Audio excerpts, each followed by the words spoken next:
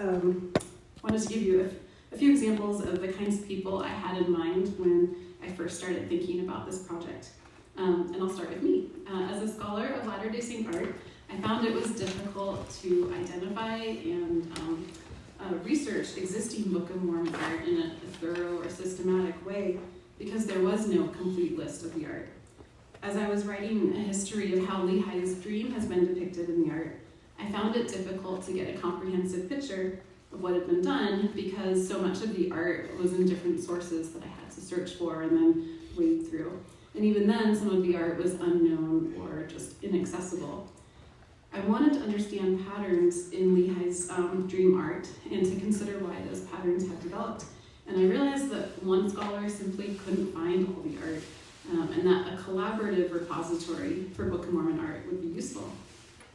But in thinking about the challenges I faced with the scholarship, I also started thinking about those who want to use art to teach, for example, in Sunday school or seminary, or anything else involved with the Book of Mormon.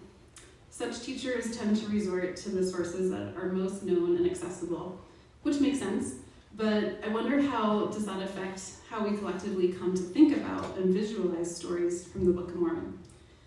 As I and others have written about, the art we see most has a huge impact on how we think about and relate to our scriptures and our religious beliefs.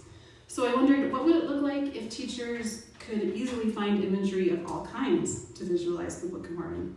And that also got me thinking about the artists.